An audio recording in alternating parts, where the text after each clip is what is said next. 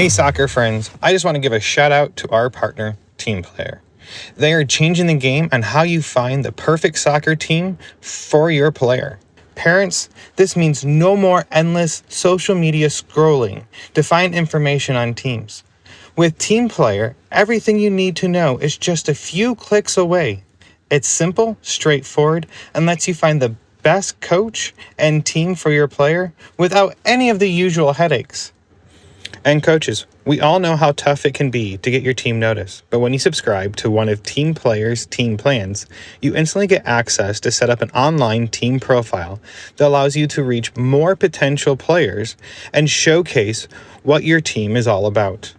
It's super easy and lets players and parents see why your team could be the right fit for them. And if you sign up using the promo code PITCH, you can try any team plan free for 1 month. So whether you're managing a team or searching for one, come on over to www.teamplayer.us. That is TEAMPLAYR.US. And come give Team Player a look. Family-owned Soccer Innovation is your go-to source for top quality equipment. Whether you're a player, a supportive family member, or a dedicated coach, they have everything you need to elevate your game. For players, their innovative equipment are designed to boost your skills and performance on the pitch. From their agility cones to their portable goals, they have you covered. And family members, they offer durable equipment that's built to last because we know your support is critical to your player. Coaches, trust me, they can provide the equipment you need to run effective training sessions and shape the next generation of soccer players. Visit Soccer Innovations at soccerinnovations.com to start elevating your game with them. And if you use the code PITCH, PITCH, you can receive up to 10% off your next order.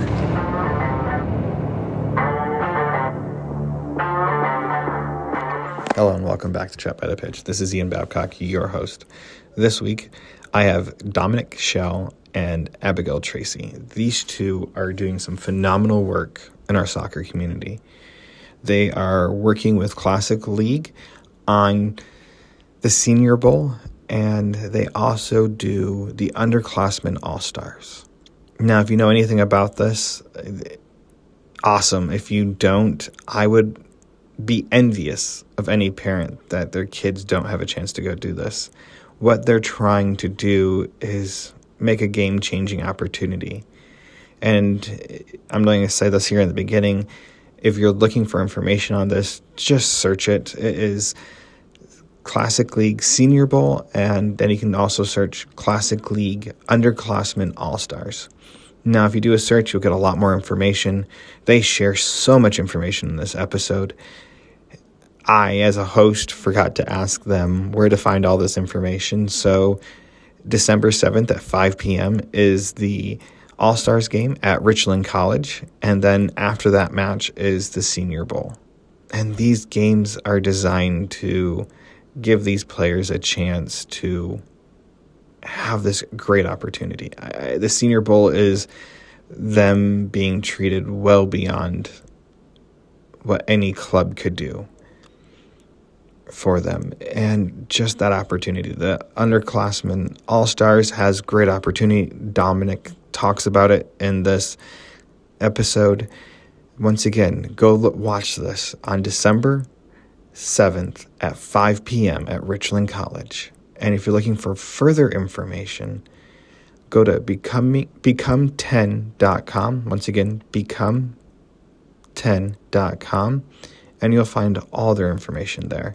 And you'll see all their information on social media, and I'll have all that listed with everything dealing with this episode. So let's start this chat and head to the pitch.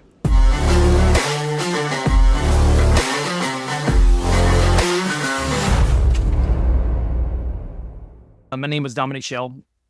I've been in the world of soccer my whole life. I grew up here in Dallas and have a big passion to make sure Dallas continues growing. I'm a firm believer in Texas sports and what we're able to provide here for these kids.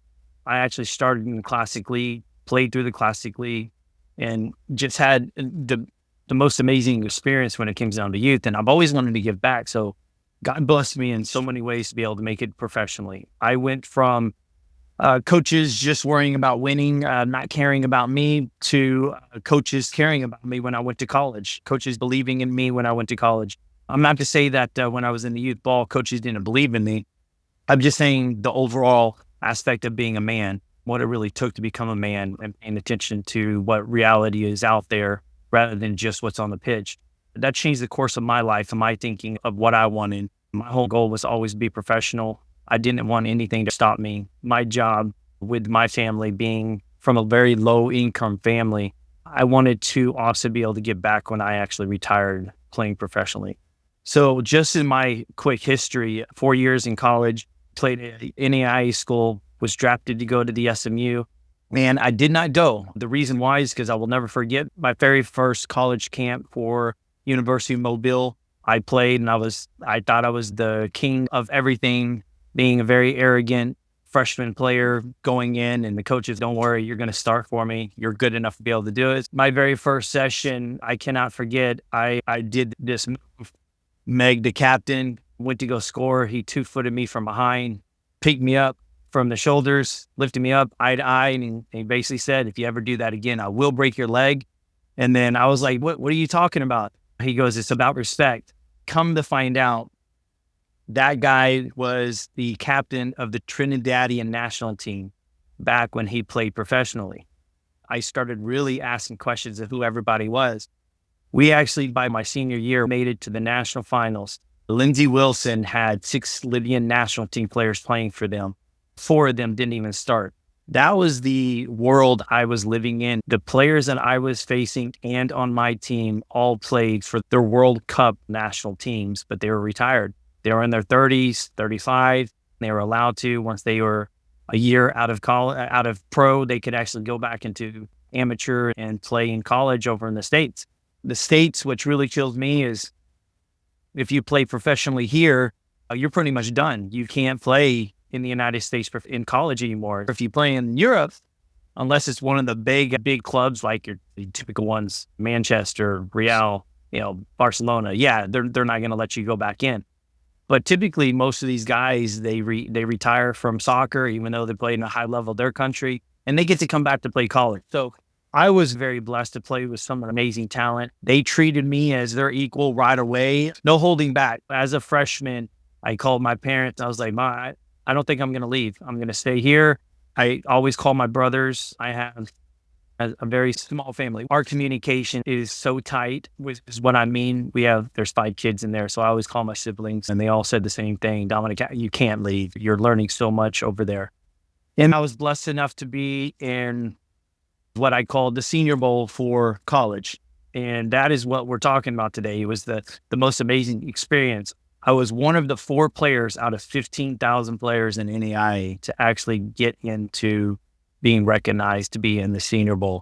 And of course, we played against all the NCAA Division I teams, Division II teams, Division III teams. Division I teams, typically the supposedly majority best players in the United States. The 4 players from NAIA was just absolutely amazing. I was very blessed to be one of them.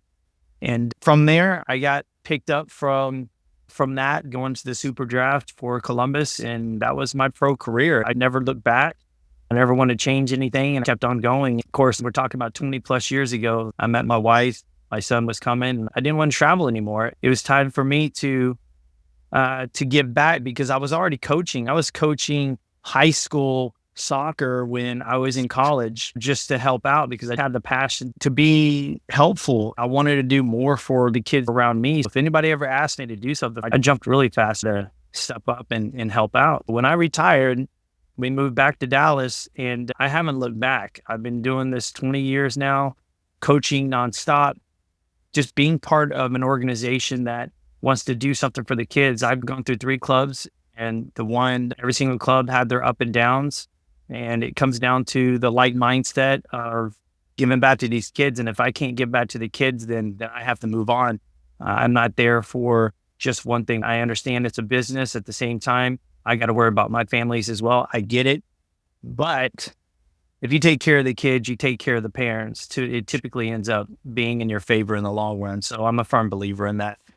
So now we're full circle in what the Senior Bowl is about. This is the big plus for me. And of course, I would love for Abby to chat real quick because she's my right-hand man, if you want to put it that way. She's been amazing for me when it comes down to the Senior Bowl and keep things nice and organized. But I was lucky enough to have her in my corner with other business opportunities. So Abby, if you want to chat, I'd love for you to talk too. Absolutely.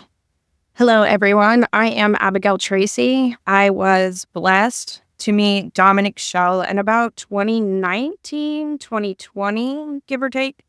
My background is in teaching. I have a degree in EC through 6 certification. I can teach kindergarten all the way up to 6th grades.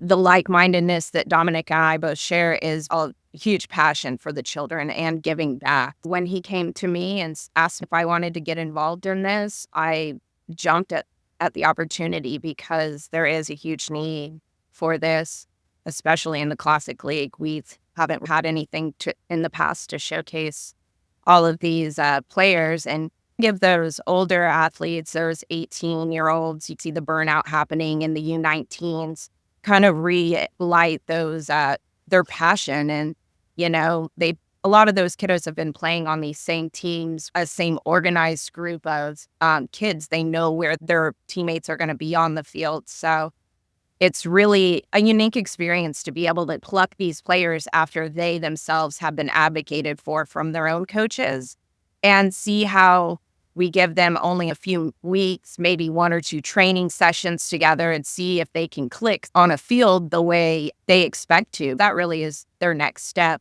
as they're moving forward as a soccer athlete, whether they're going to go shoot for MLS, shoot to play in college. That's exactly what we're trying to do, see what it feels like to be put with a new team, because that's the reality for these athletes. I do most of the back office work. I work with the social media, the email marketing team. I basically do most of the correspondence for all the athletes. They've got me doing photographer roles for Media Day, which was a challenge, but definitely needed to be done because name to face is very important for these kids in their scouting era. I love the Senior Bowl. I've worked with it from day one in 2022, and we're getting ready to do the 2024 Senior Bowl and All-Star games. I can't wait for it, and we've got some events coming up this weekend to look forward to. Awesome. So the Senior Bowl. So let's start off with a little bit of history. And Dominic, he said you played when you played in it back in the day. So what is the general purpose of the Senior Bowl and how is it affiliated with the Classic League? Okay.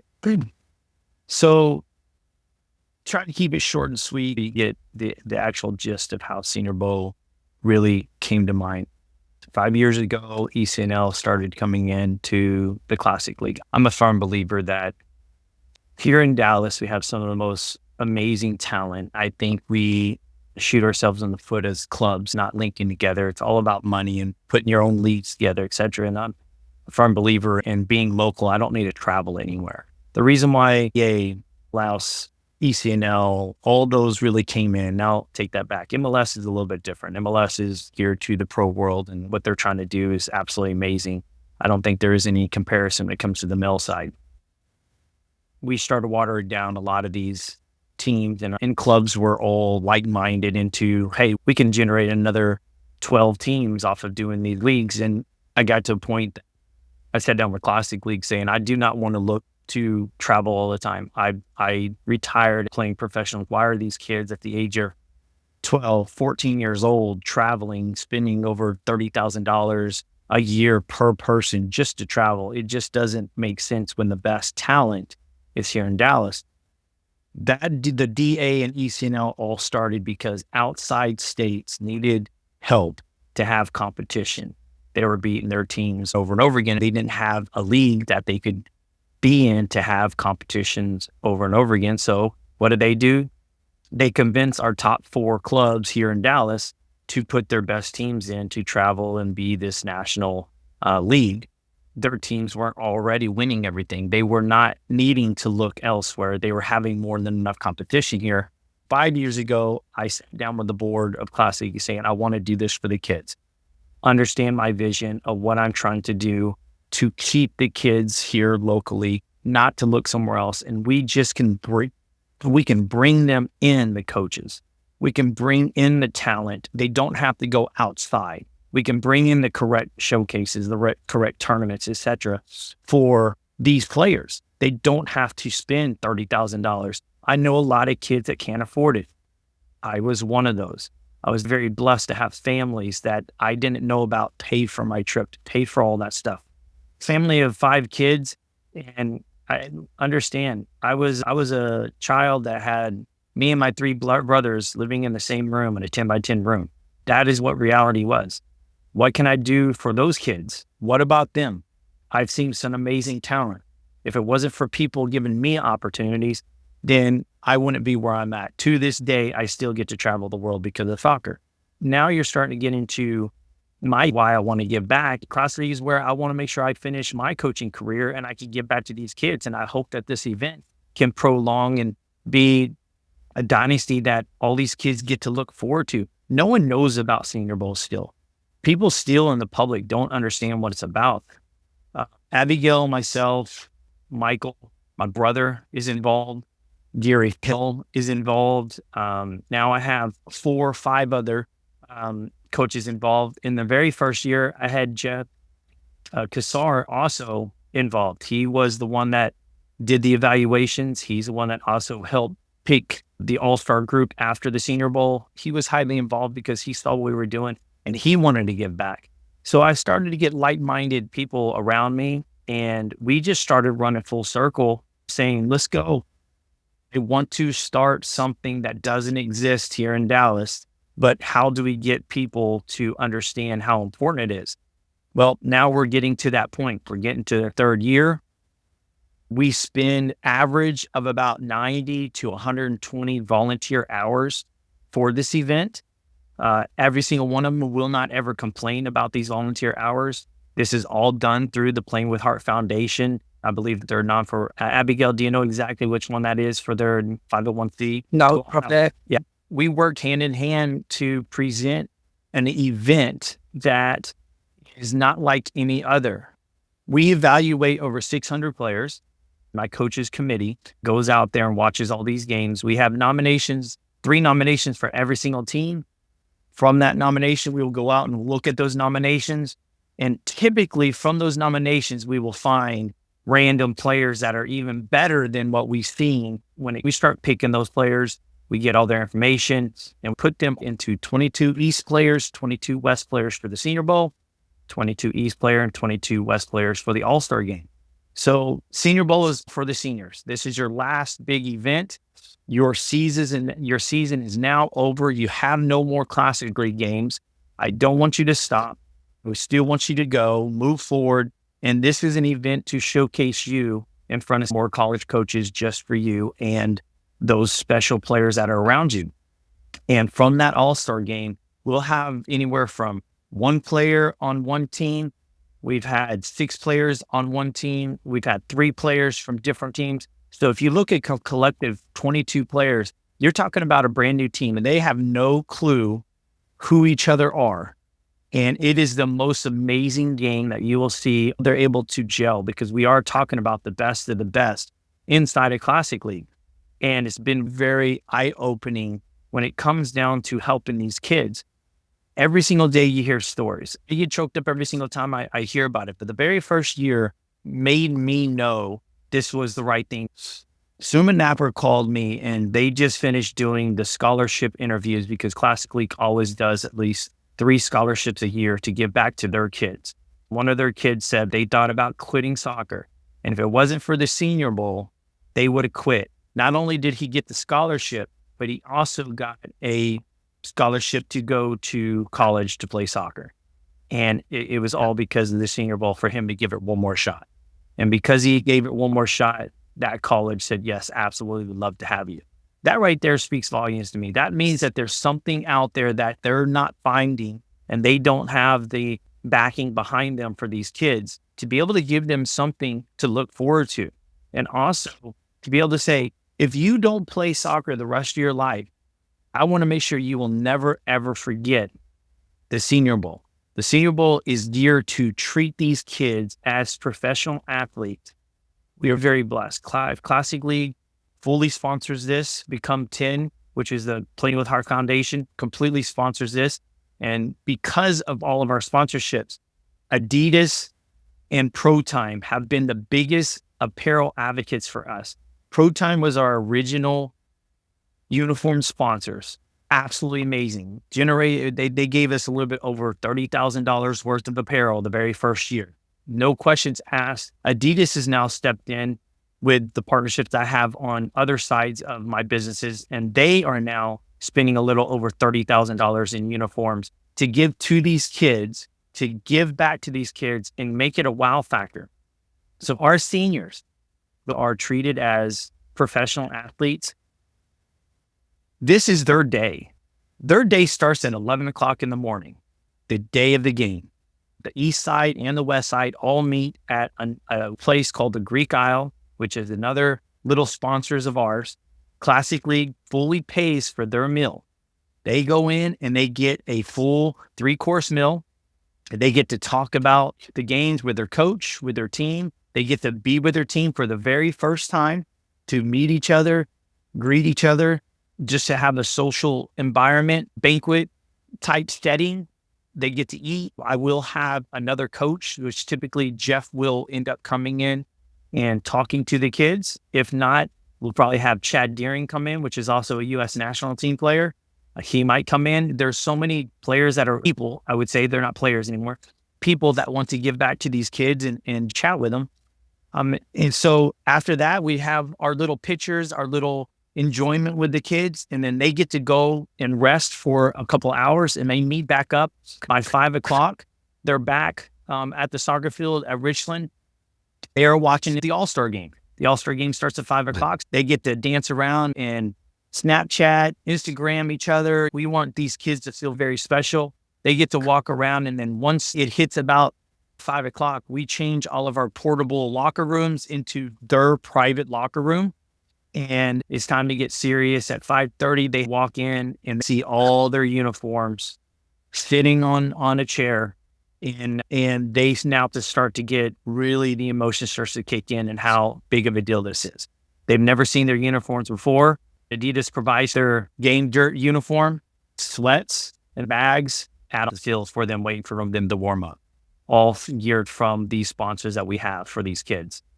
When it comes down to sponsorships, by the way, anybody listen, would love some help. If that's ever possible, that would be the most amazing thing to give back to these kids. I only can do so much with the group that I have. And honestly, the donations do help as well.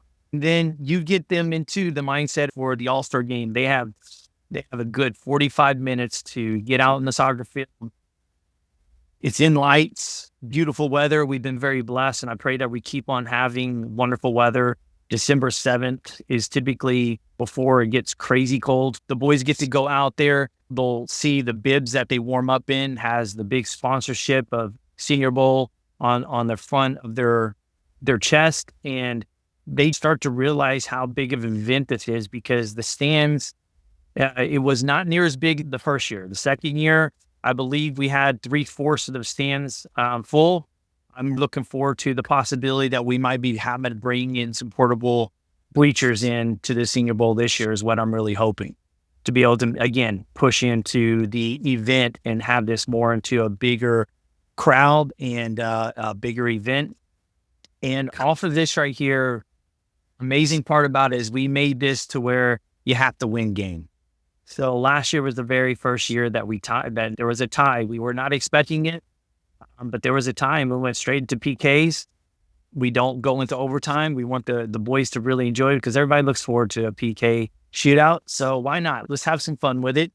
And they fight to, it's a passion. It's an absolute passion when you start to get into the competitiveness, because what people don't realize is Classic League also gives a medal for the championship team, and the second place team also gets their silver medal. So we make this into a tournament base as well. And you should see the size of our championship cup, which the Classic League has at their office all the time. And we have plaques for every single team. We have on the plaque the MVP of the game in every single year. So you not only have who won, but you also have the name of that one senior that also was the MVP on that plaque. So going 3 years into it, it's only going to get better. And I look forward to it every year. I laugh with my wife right now saying, man, I'm tired. I'm really tired with my day job and then doing this. But after it's all said and done and it's over, it's pretty rewarding. It really is to see the kids smiling. So there's been some amazing stories that we've had the first year, second year into this, now going on to the third year. The whole idea behind the plaques, engraving those plaques onto that Senior Bowl cup is really goes back to the foundation of why we wanted to do this. And that was to document these players for years to come. This event is well run and executed for a long time. These players can hold this cup up over their head and see these big names that were the MVPs of the Classic League years prior to them and see where they're at, what they're doing. It doesn't stop after the game ends because we have a whole other opportunity for these athletes with about, I don't know, anywhere from 20 to 25 kiddos on each East and West team. And with there being 2 games, you have about 4 teams, All-Stars and Senior Bowl. The All-Stars are that pre-game warm-up hype aspect before those seniors go on.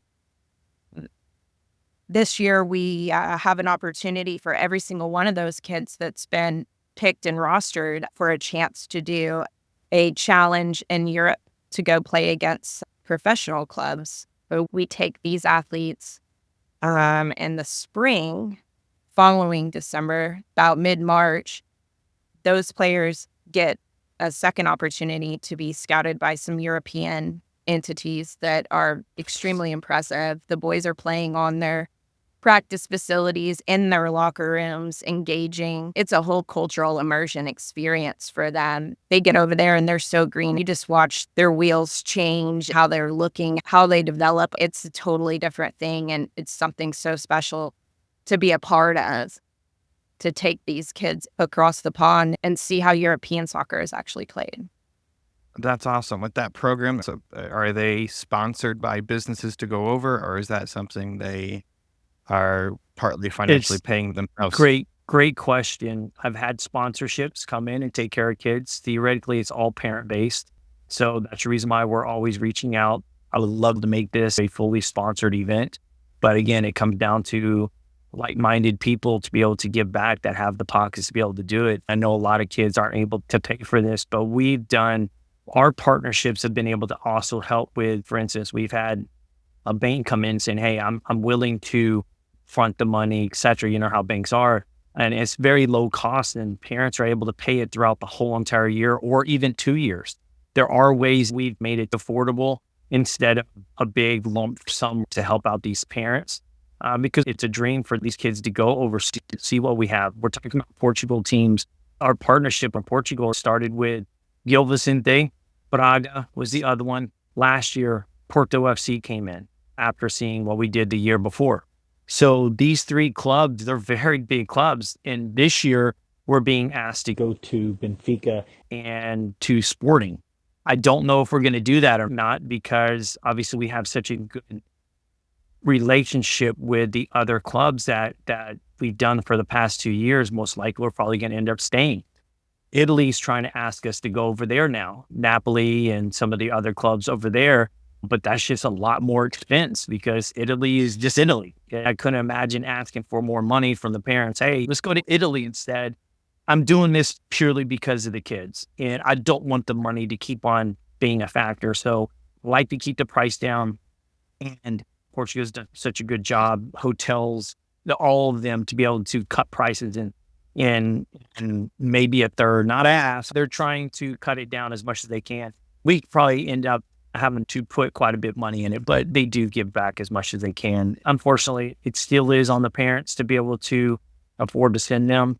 The good thing is this is all inclusive. Once the kids get there, they're well taken care of from travel to buses and team events. Meals are paid, everything. The cool thing is you're talking about Portugal. Everything's walking. where it's not this like the States. We're talking about you need something, it's called walking distance within 2 miles. And to them, they don't care about walking 2 miles. Once you get there, you just start to realize, oh my God, I just walked 30 miles today. World is going on. How am I dying? And, and you start to realize, oh, that's just the way the culture is here. So it like she was saying, it's a culture shock for our kids, what they start to realize, what the environment, you start to realize, this is where they started. This is why MLS is where they're at. It's quite an amazing sight to be seen, without a doubt. Dominic, talk about how many games these boys will play and the age ranges of the boys in their reserve squads that they're on and who these athletes. Absolutely. So typically what we end up doing is we have a 2-week base and they will end up playing 5 games. One of them will just be a throwaway, get out there, play. This is your first time to ever play together, because now you're talking about the Senior Bowl, the all-stars of the Senior Bowl all together. And then they're playing their very first game there. So we'll have a nice little game under the lights with a local club that are partners with us as well in that pro world, because they're a residency program trying to get into the pro world.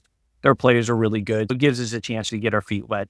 Then we start getting into our games it just depends, because we'll have 3 to 4 high-end games. It depends on how high-end they are. If we do 3 games, or can we fit in a lower game in there? Which I mean lower game, a Division II, a Division III team.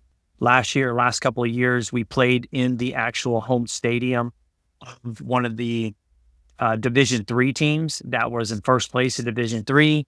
They spent a lot of money that year. They asked us to go play them in their home stadium. It was an absolutely amazing event. We lost 2-1 to an actual pro first team. That was absolutely huge. Now, however, that was only the senior team got to play that.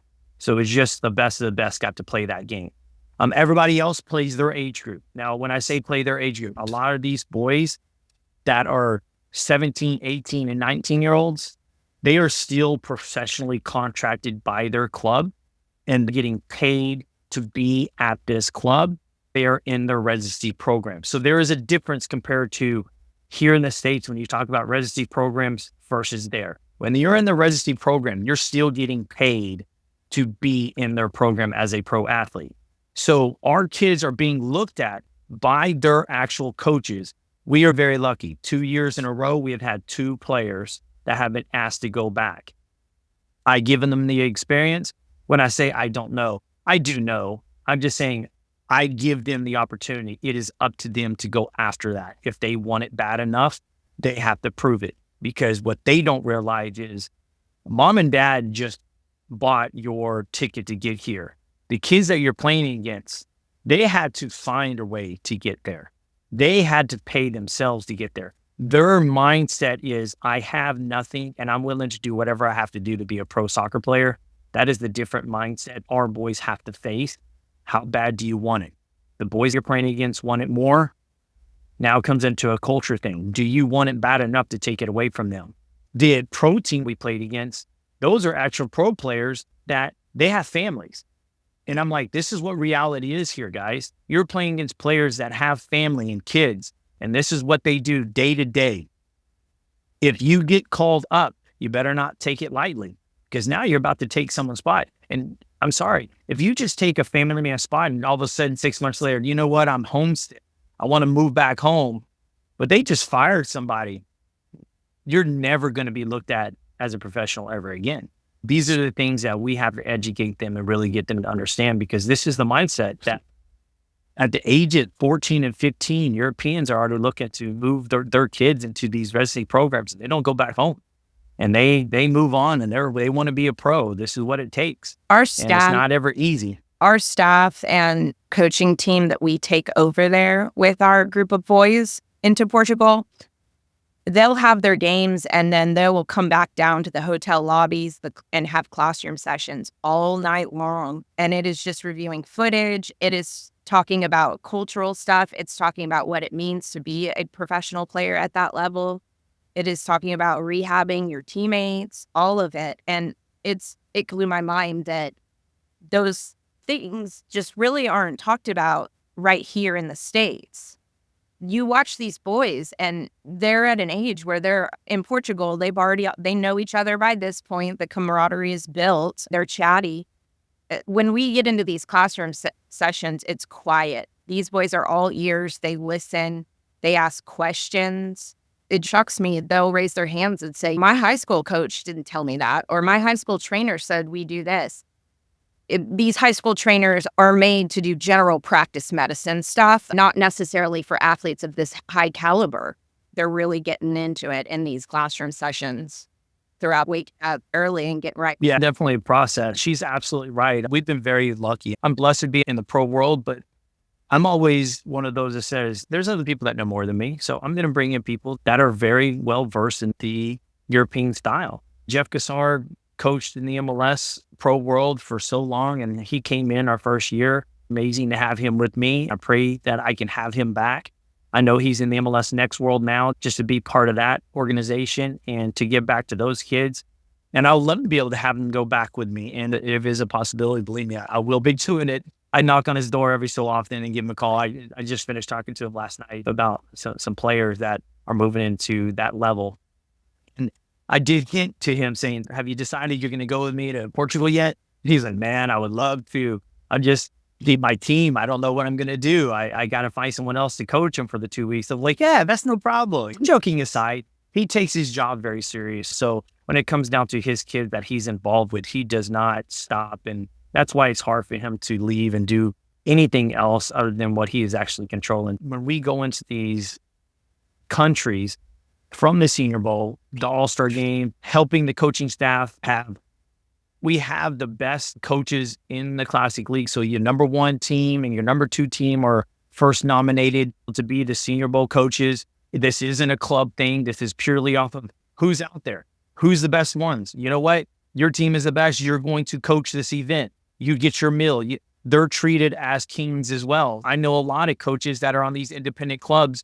I'll never forget Villarreal, for instance. They came up to us after the event and just gave us a hug and saying, you know what, thank you for giving this to our kids, because people don't do this. I'm like, no, and I don't think people are ever going to do this, because this is a lot of work and I will never stop it. Now that I've done it, I'm done. I'm sold. I'm not going to stop doing this, no matter how long it takes for someone to take it over from me. So from our Senior Bowl event all the way into Portugal, our staff is well versed into the knowledge of how to take care of yourself, how to understand what to watch out for, how to eat correct. What do you need to do to be a professional athlete? And also that right there turns into these kids now having the opportunity to not just learn from us, but also start teaching their teammates, because numerous times I've actually hear these kids talk to each other. Dude, didn't you hear coach? Why don't you go do this stretch? This is part of that muscle. Come on, man. And it's funny because we just talked about it 2 days ago. And so now the kids are starting to teach each other. And that right there, I gave them something. I don't care if it's just about stretching and eating. So it gets into that different culture mindset. This game and your health is not just about soccer. It can relate into everything. So what do you need from us? How can we help you? Learn from us. And I want you to take this when you leave here, take it with you and make sure you're growing as a man. That is our biggest plus size when it comes down to what we give back to kids. And I just love the opportunity to be able to hear back from them a year or two later. How you doing? And they all call me coach, and I love it. I'm not even a coach for them, but they still call me coach. And I'm part of it. I'm just there for them to be able to give back. And I think they, like Abigail was saying, they soaked this up as a sponge. It turned into, if you really pay attention to an athlete at the age of 12 and 13, and they soak things up as a sponge, when you have a senior that is really wanting to learn, it reminds me of that 12-year-old kid that is open-eyed, bright-eyed, and just listening. That turns into a different world of seeing these kids wanting more for themselves. And it's not about the soccer, it's just wanting to learn. That's a big deal with the culture that we have now. These kids are in their phones so daggone much. It turns into, wow, I can learn something from somebody else, not from my phone anymore. And then that's when they start asking questions. And I tell them, you know how many times I get to sit around the table and people, my son, for instance, 21 years old, for the first time last year, sat at the table and just started asking me questions. He goes, I don't know why I didn't do this before. I should have done this before. He goes, I apologize, Dad. At the age of 18, I thought I knew everything and I didn't listen to you. So when he went to go play in Portugal professionally, he came back saying, I didn't realize how knowledgeable you were as a coach. I apologize. I want to learn. And he started to sit down. That is where these kids are. When they get those bright eyes and they want to learn, that brings me to wake up every single day and go right back out. I don't care if I'm up till 12 o'clock in the morning talking to these kids. I'll be back up at 6, 7 in the morning, back at breakfast and sitting at the table. If anybody wants to talk, right there waiting for them to have a conversation. And to be able to surround that bright-eyed athlete that wants to learn, to be able to surround them with an entire team that feels that way too. You hear it all the time. You hear Mom after a game, Mom, this kid on my team is so good. He just doesn't understand how good he is, and he just doesn't try. If I had his capability, that frustration is all taken out. We pluck all these kids and we surround them with the kids that want it just as bad as them. Crazy how all that goes away. They're able to focus on, because at the end of the day, it is a team sport. It's frustrating when your teammates don't pull their weight like you are. Now they're able to focus entirely on themselves and what it takes to make them better. They trust their teammates. And it's crazy that they do trust their teammates because they met them 2 weeks ago. They just have to, we spend about 1 to 2 practice sessions with telling them, you need to trust them. Trust that they will be where you need to be. Pass the ball. Trust that they're going to be there. And now they go. There's no more of this. So it's not pulling their weight. They really can hone in on their own skill set and thrive and deliver. It's been great. Going through this process now, you guys covered a large range of information here. Looking at this and trying to understand, how do you guys select your all-stars? And this is a 2-part question for the all-stars and the seniors. How do you select them all? Seniors are easy. They're all the senior players playing in Classic. But how do the seniors also play part of the all-star team squad, or are they separated? Or is it trying to get the all-star ready for this next stage? I'll go right back. I mentioned a little bit prior to, so I'll just go down. So the all-star game is called the underclass all-star game. So anybody that's juniors, I even had sophomores that were in the U17 age group, U18 age group, and were nominated and also made it. So I do not, anybody that's under seniors, I will let them play. I don't question what grade they're in. That is the underclass, and the Senior Bowl is purely seniors only. So no seniors are ever going to play in the underclass. So understand the balance of what we have organization-wise. I want the seniors to be, this is for you guys. So this is our process.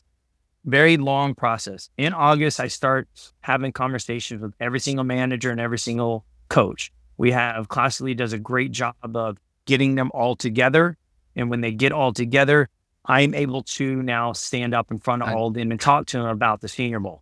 This is what we're doing, and this is what I want you to pay attention to. I am asking for every single one of you guys to get together and think about it today, who your best 3 players are. Everybody in this room, please, over the next couple of weeks, get your best 3 players.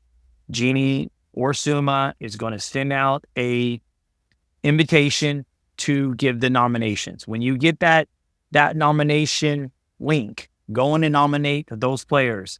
I would need their full information so I can contact them and make sure they're part of the event. From those nominations, we gear from anywhere from, this year was the lowest because we just had lazy coaches and they all said the same thing when we went to go evaluate them. They were like, yeah, I was lazy. I didn't nominate anybody. But anyways, anywhere from 100 to 200 kids are nominated. But we have 600 kids that we have to evaluate. Just because you get nominated does not mean that you get in.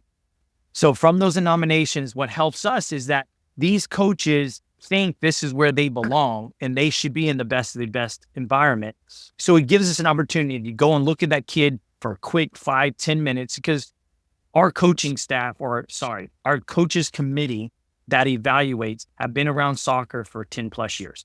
So when you get that mindset, you're starting to really understand that when we walk out to a field, we can look at a kid and say, okay, yes, he has a good first touch. Yes, he has a good shot. Yes, he can chip a ball. Yes, he can move the ball. Yes, he has good eyesight. All within 10 minutes whenever he touches the ball 3 or 4 times. So it's not going to take very long for us to evaluate these kids, but we're doing it across 2 teams at the same time, at the same age. We're looking at their nominations. From those nominations, we pick those players, and then my coaching ranks them. The staff ranks them from 10 down to 0, 10 being the best, 0 being the worst. Okay. No, we have not had any of the worst.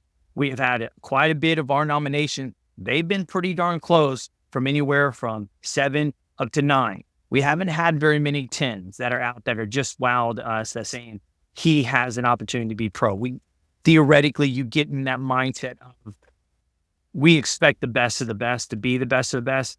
So our ranking system is very itemized to what we and some of our international coaches do our ranking system. From that, we will go and also jot down players that we have seen that weren't nominated. For instance, the Rebels, they were #1 team or All-Stars last year. We had 7 players that were in the All-Star game for them, and they only nominated 2. From those 2, we saw 4 or 5 others. We actually wrote them down, got their names, got their information, asked the nomination committee to go and get them and get all their info. Now we get more detail oriented off of watching the games. So our coaching staff spends probably a good 5 hours a weekend that they're out there just watching games.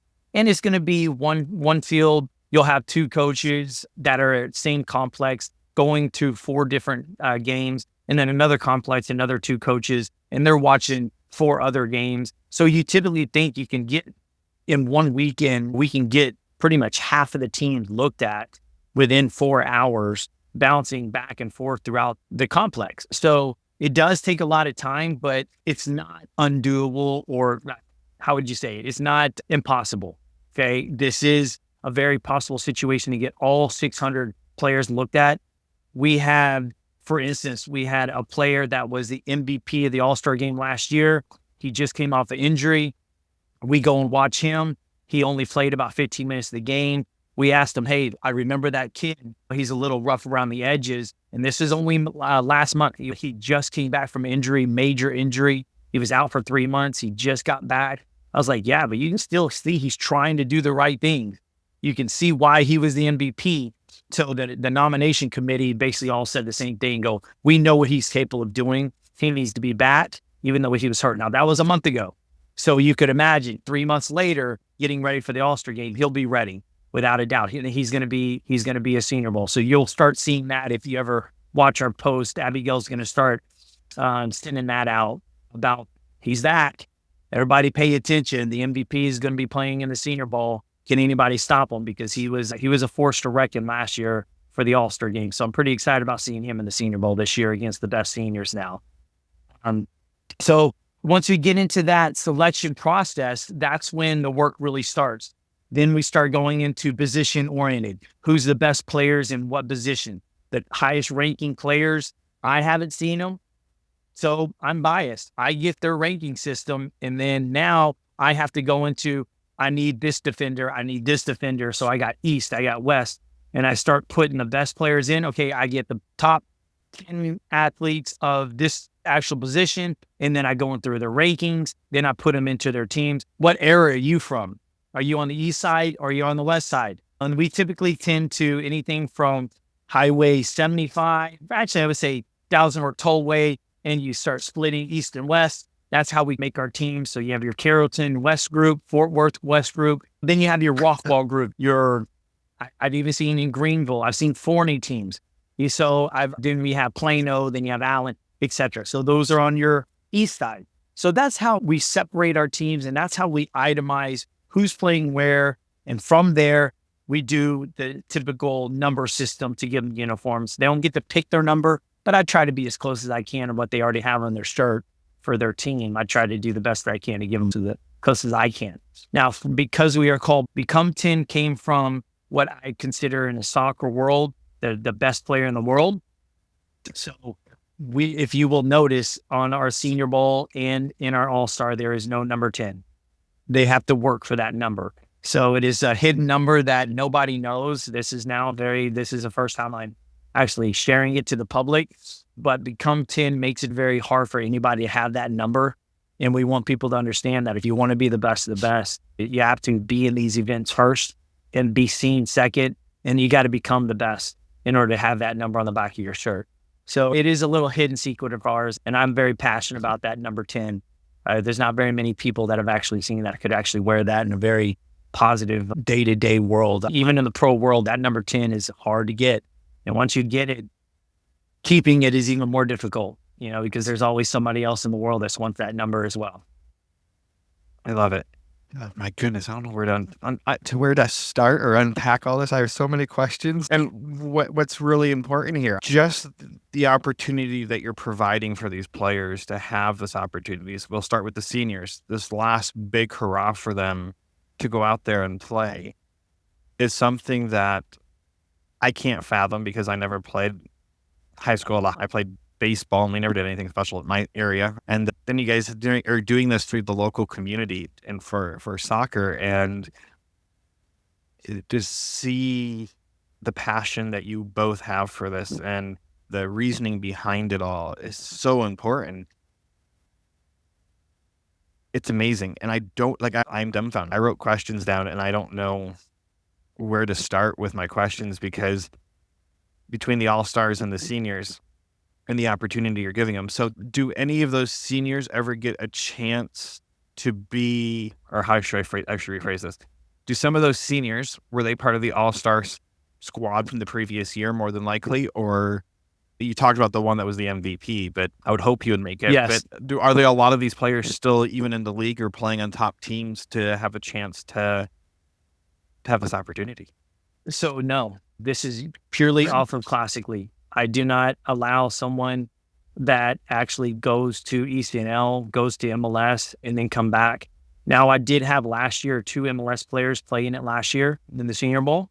The reason why is because partnership with their club, they moved down to Classic 1, and because they weren't playing a lot in the MLS, they were on their bench and they wanted them to get some playing time. So they played almost 8 games, which is quite a bit out of the 12. And they played 6 games. So half of the games they played, they went down in the middle of the year, started playing, and they were a wow factor. We sat there and we watched them. They were really good. They deserved it. So just because they were in the MLS, they were playing in the Classic League, rostered and in there. And they weren't just, I need to win a game. No, they were training. They were trying to get themselves better. So we picked them to also be in that. But this is all geared for the Classic League. You have to be a Classic League player in order to be in this event.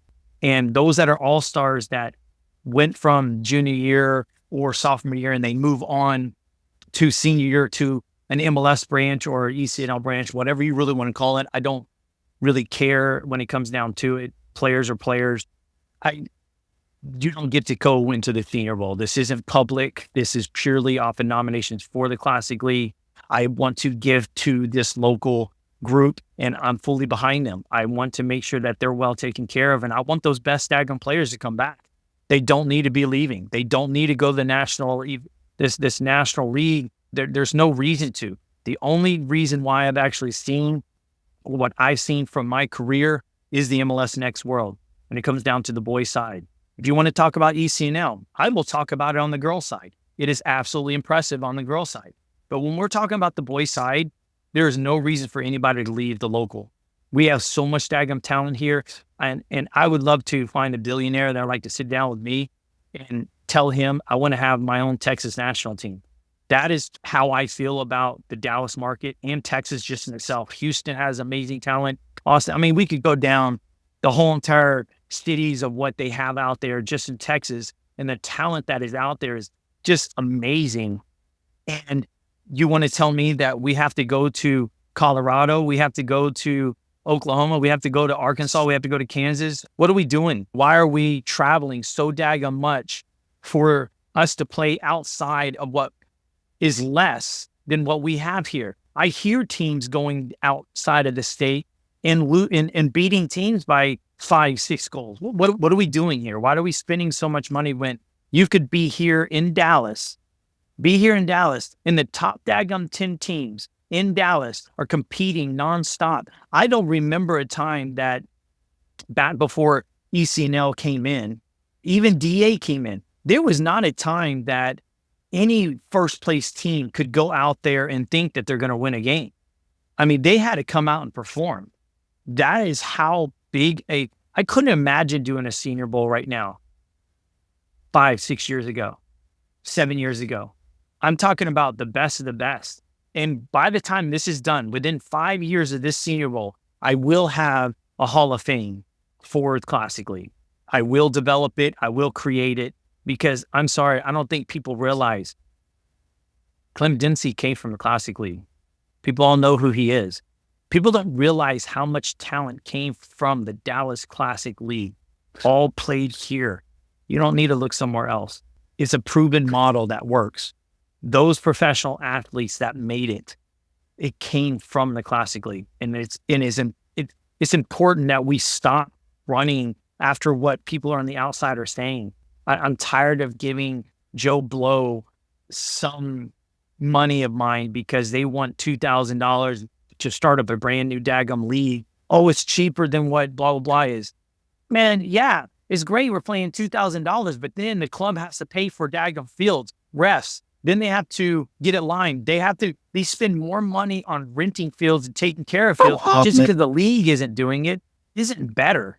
And then you're traveling. Now you're asking for the parents. You got to get a hotel for here. Now you got to pay gas here. Now you have to pay for the coach's travel. What are we doing? And don't get me wrong, I'm a firm believer in doing out-of-town tournaments. Absolutely. But we're talking about 4 or 5 times a year. We're not talking about 20 times a year. You're thinking about every single time they travel, at least 10 times is going to be away games. Then you have your national events. Then you have your outside tournaments. What are we doing? Why are we killing our parents and with the crisis that we're having here of how gas prices gone up and all that? How are people not wanting to come back into the local world? Is because people on the outside are constantly fixating on, you got to be in this environment. No, you don't. I'm a proven model. So far, I have seen in Classic League, I would put the top 5 teams in Classic League against any ECNL team, any MLS team. They might lose. They might lose 100% of their games, but I don't give a crap. It's going to be a competitive game. They're not going to slack them. They're not going to beat the mess out of them. It's going to be a competitive game. And if they come out slow, that Classic team is going to win. That's just how I see it. And it's been proven. Go to all the tournaments that are out there. Go to the Dallas Cups. Go to the big national events that are out there. Classic teams are beating those teams easily at that. Don't get me wrong. I've seen plenty of ECNL teams that have won Dallas Cup, etc. Yeah, those are FC Dallas has a very good ECNL group. Kids have a very good ECNL group.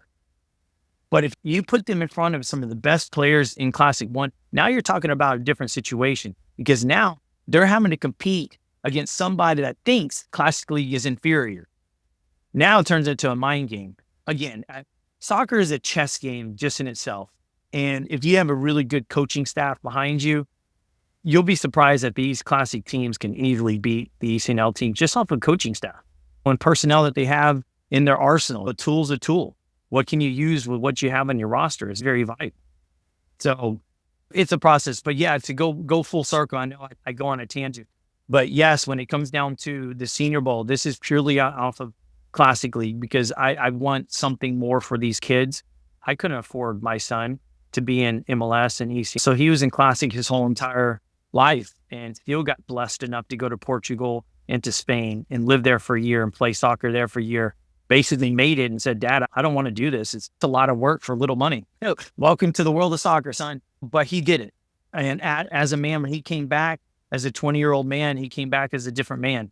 And without a doubt, I would pay anything for that, for any kid to be able to have that capability, to be able to have your child grow in front of your eyes in less than a year instead of going to college. Don't get me wrong. I'm not going to knock college down by any means. My son just took a different path. Some of these kids have different paths and you can see them change as a man just in front of your eyes, just off of the experience that I just want for these kids. And what more can I do? So the seniors, this is a special event. I don't care if it's your last event. I want them to enjoy it without a doubt. I want them to go back and prideful of what they're wearing on their shirt when they go back, because I will have every single piece of their apparel have the Classic League patch on it as well. So I am a big advocate for the Classic League. I'm not going to stop, without a doubt. I'm in the MLS world. I played the MLS. I coach in MLS Next World. I'm very blessed to be in those worlds, but I'm still going to be a big advocate for the local community, without a doubt.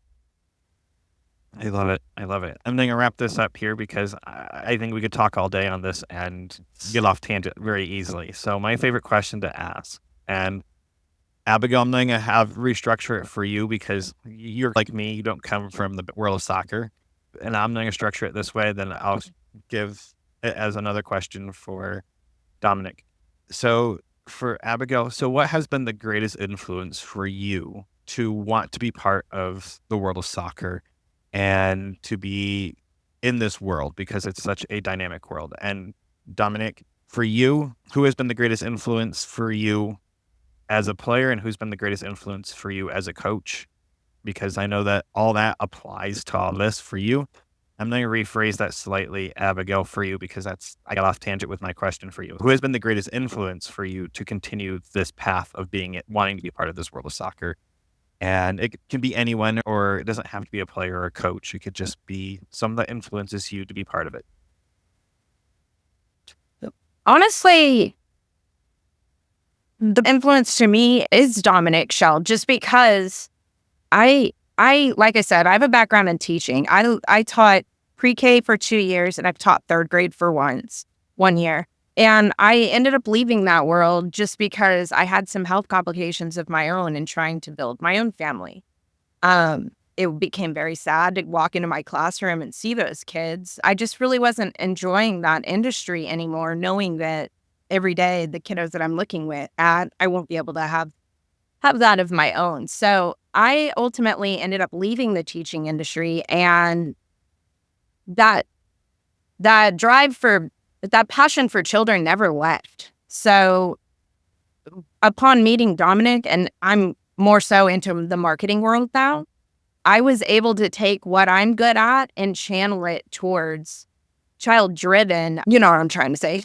I was able to really channel that towards the kids and giving back. So my passion is put together with Dominic's in the sense that it's for the kids. If this wasn't for the kids, I wouldn't be here. I wouldn't be a part of it. I wouldn't have been there since day one.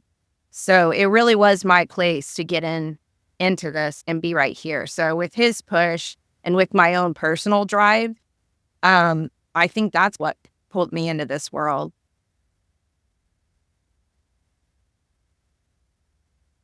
And Dominic, your question is? I got you. Like I said, I had a very interesting life. My parents never really allowed us to be inside, so I didn't follow soccer very much. I had my 2 older brothers that picked on me all the time, made me play goalie, and made me play against them all day long outside street soccer. So when it comes to the greatest players that I ever really paid attention to and idolized, I didn't. I was with my brothers. I did everything with my brothers. It was an amazing childhood, without a doubt. A lot of crying because I was picked on by them all the time, but I was the one that made it because of them. I will say that. There's no question about it. If it wasn't for my brothers doing what they did to me, I don't think I'd have that push to be able to be as good as I was back then. Not even close now. I don't think I can run anymore. But anyways, I digressed. But when it comes down to just the soccer world just in itself, I've been blessed with several coaches, no question about it. But the one that changed my life was Peter Fuller. He was also an MLS coach, but he was my college coach in the University of Mobile. He was a U.S. national advisor and the U.S. regional head coach back when I was playing. He's the one that picked me and believed in me. When I stayed, believed in me. I didn't have any coaches that really gave me knowledge of what I had to worry about in the world that I was in. So I was at a school that was college preparatory school that I was very blessed to be able to do several stuff. And this guy said to me listen, I'm gonna bet on you that you're going to work your butt off in school just as much as you do on the soccer field. He goes, I know your grades aren't good enough, but I'm going to give you these opportunities and offer these opportunities. You better make sure that you don't fail. So just off of those words, he basically threw a gauntlet at me, and he brought me in. And from that, I made a 3.5 in college, and I never looked back. And I'm dyslexic, but I didn't stop because I wanted to be better than what someone thought I could not be. So people doubting me is where I get to my fire. So this coach believing in me changed my world.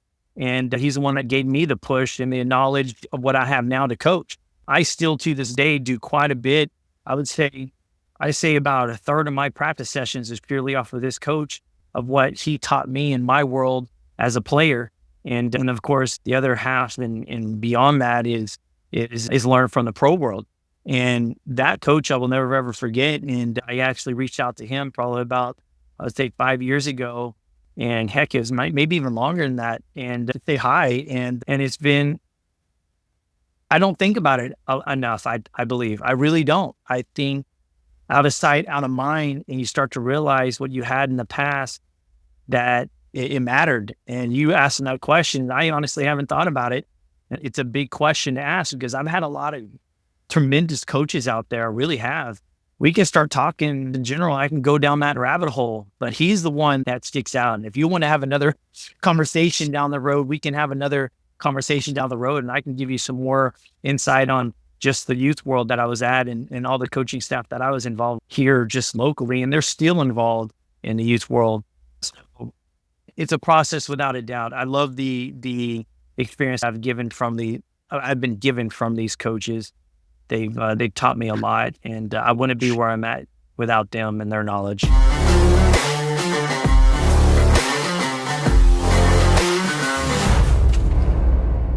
As we wrap up this week's episode of Chat by the Pitch, I'm so grateful for Dominic and Abigail for coming on and chatting with me. These two are doing some great work in our community, and I had goosebumps the whole entire time listening to these two talk. I got excited to hear this because this is something that doesn't happen enough.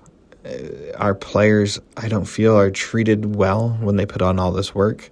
We as family can only support them so much, but the community doing something great like this is a once-in-a-lifetime opportunity.